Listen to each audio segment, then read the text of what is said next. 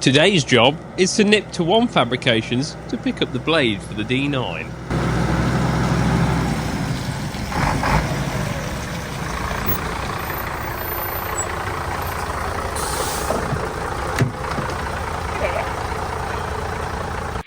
But first of all, it was time for a cup of tea, including Ted with his cup of warm milk.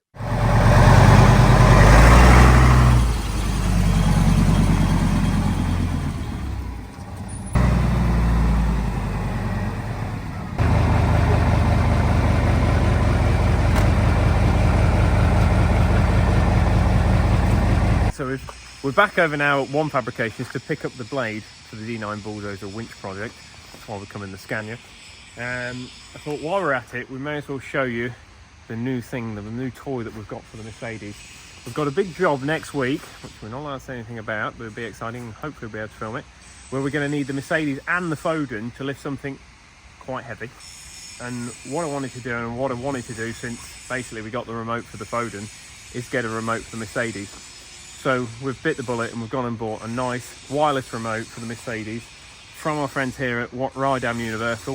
If you don't know who they are, go and give them a look. They make all sorts of conversions, actually for the Mercedes and the Foden, where they can have twin winches and twin winches on the boom for special recoveries and that sort of thing. They also make recovery lorry body boxes and all sorts of conversions.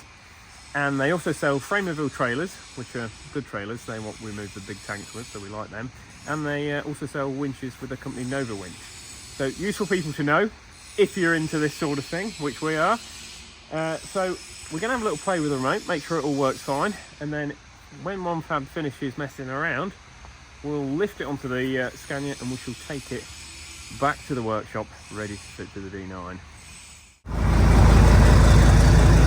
I'll shout because the rattly old V10's a bit noisy. So this is the new Elka remote we've got for it. To sync it with a lorry, you just turn it to number 1 and then you just hold it to there. And now the remote should be connected to there. And then that special brain is then wired in the old 1980s wiring, which then hopefully will mean we can take over control. So let's see what happens.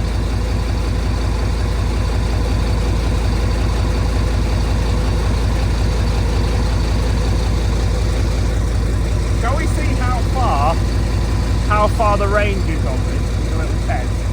I'm going to put the stabilising legs down. The rear ones you can actually put down with the remote, but the side ones you have to do manually. But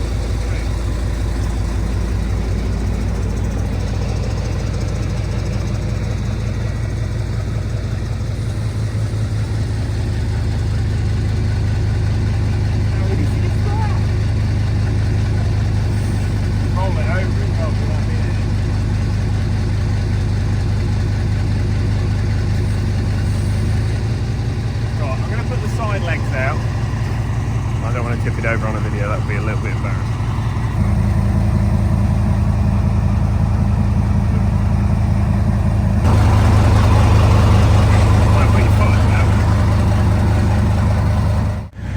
I'm going to test the range out now we've put the stabilising legs down. See how far I can walk up there while this works.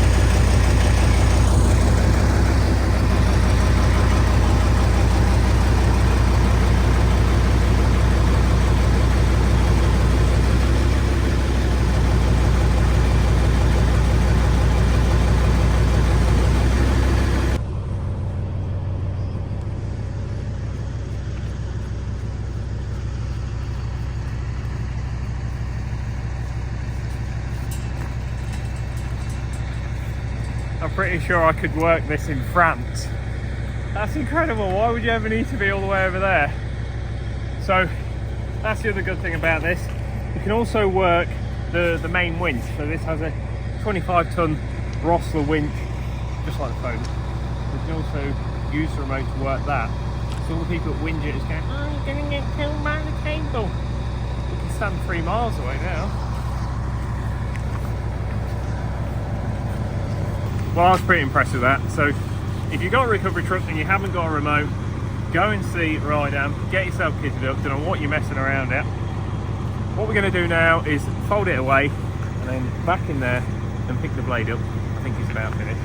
We'll get it loaded on the Scania and then we'll get to the workshop. So he has finished as far as we can go now in the workshop, and it is looking pretty cool. So there's still plenty more to do, but you know, little bits that we want to just tidy up and finish and prep work on one thing and another. But what we want to do now is actually get it on the machine so we can start engineering the rest of it, because until it's on, you know, this is an old machine, things aren't quite true. So it's best to build all the bespoke extra bits when it's on so we know everything's perfect. One other thing that I'm going to explain as well that I probably didn't explain very well in the last video on it is the winch itself. People are saying, why are you welding it on when we're not welding it on? Come to the back here. I didn't explain it too well, but it bolts on and it's been designed to bolt on. So we will be bolting the winch on, and the reason we're doing that, because it's the best reason, and of course you can then service the winch, so you can drain the oils, you can get it the chain or the gears and that sort of thing. So hope that's answered that. And a few people are wondering what these are about. I don't explain stuff ever so well, so sometimes it's better just to show people. So we've got these swinging eyelets that will fasten in either side there, and that's so when you're doing an extreme or a quite complicated pull or whatever, you can pull from a different angle, and being high up whenever you're winching, if you're taking weight off the stranded vehicle, you're making it lighter and making it easier to pull. So the higher your lifting points are, the better.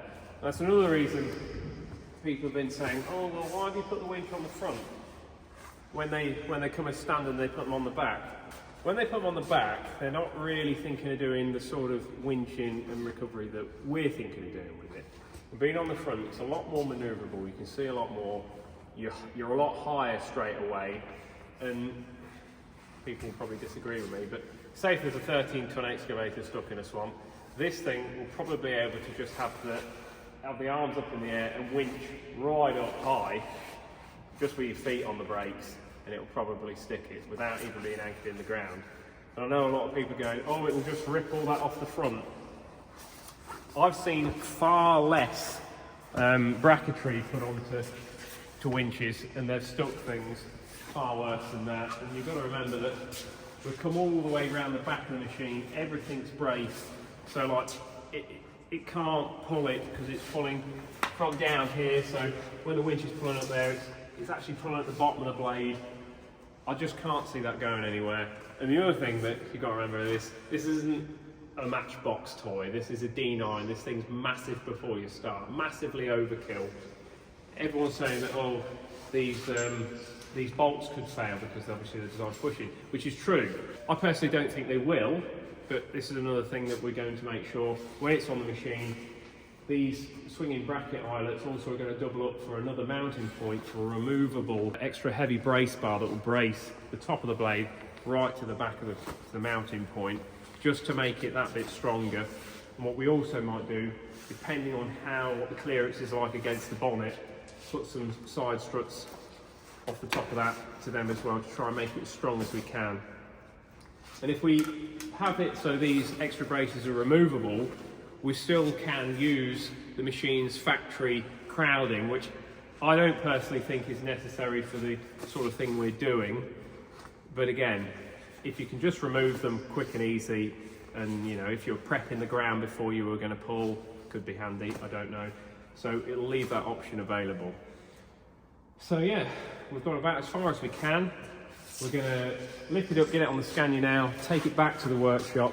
We're going to lay it on its back. There's a few welds that we're going to do back at the main depot, while it's on the lorry, and then hopefully very soon we shall be mounting it back on the D9, where we can have a see what it's all going to look like.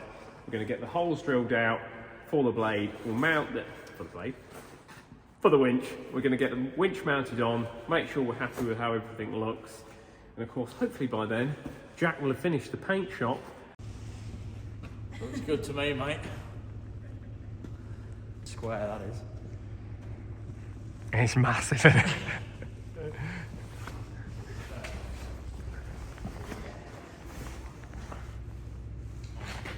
What do you reckon, Ted? And we can get this blade painted up in the colour, and everyone's asking what colour it's going to go, and I'm afraid I'm going to keep that a secret. So as I said a minute ago about why we haven't put it on the back, we probably still will put another winch on the back of the machine as well, and we may incorporate the ripper shank in some sort of way if we think that's useful. But we wanted to start with the front of the machine. It's pretty cool. No one's done it like this. I'm 99% sure it will be successful, as I wouldn't be spending all this time and money on it if I didn't. And it'll also be unusual. And just because no one's done it doesn't mean it's a bad idea, despite what everyone goes, because everyone's an engineer and a fabricator, evidently, when you try and do a job like this. But we haven't really had too many hateful comments, to be honest, and sometimes you need to listen to other people's ideas and see things from their perspective. Some of them have been quite helpful, to be honest. But yeah, we will be putting a winch on the rear of the machine in time as well. So this isn't just done with the front, we're not just leaving it here. So hope that answers everyone's questions and queries about that. And we'll also be wanting to put a big toe pintle on the back of the machine, because again, like I say, I think these dozers are good for about a 79-ton pull, or push rather. So, you know, even without the winch and a big cable on it, you're going to pull most machines out. Most machines in the UK, you know, on building sites, most of them are 13-tonners. You know, on bigger jobs, you're going to have 25, 30-ton machines. And, you know, that sounds quite a lot of weight, but when you think the D9 is over 40 ton as standard, the more weight the thing is that you're trying to use to pull the thing out, the better it is, the more chance you've got of doing it. Probably explained that really badly.